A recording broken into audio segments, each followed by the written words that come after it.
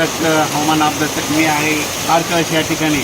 आजपासून सर्व शेतकऱ्याला सांगतो, शेतकऱ्यांना आणखीन दिनांक 12 एप्रिल, 13 एप्रिल, 14 एप्रिल दरम्यान तुम्ही तुमची काळजी घ्या. विजेच्या कडकडासह पाऊस पडणार आहे, गारपीट होणार आहे, म्हणून हा अंदाज लक्षात घ्या.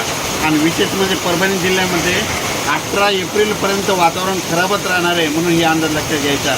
योगायोगानं आज मी काय झालं, पालवून तारकळशी इथं जात असताना इतका वादळी वाऱ्याचा पाऊस चालू झालेला आहे. या ठिकाणी थोडी गारपीट देखील आली होती, म्हणून हे देखील सांगू इच्छितो.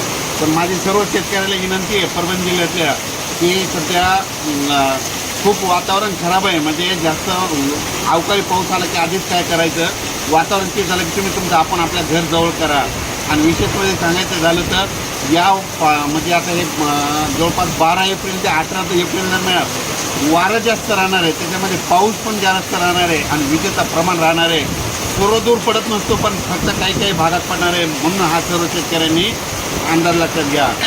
या ठिकाणी आता या तारकळस या ठिकाणी लाईव्ह या ठिकाणी आता मी पावसातच दिलेलो. मी प्रचाराला फिरत असताना म्हणजे तारकळस ह्या पूर्ण या एरियात फिरत असताना या ठिकाणी खूप पाऊस सुरू झाला. आणि विशेष म्हणजे या ठिकाणी पत्र देखील उडत असल्यामुळे आम्ही या तारकळस या ठिकाणी रोडवर गाडी उभा केलेली आहे. अचानक वातावरण झालं तर परत एक निषेध दिलं जाईल.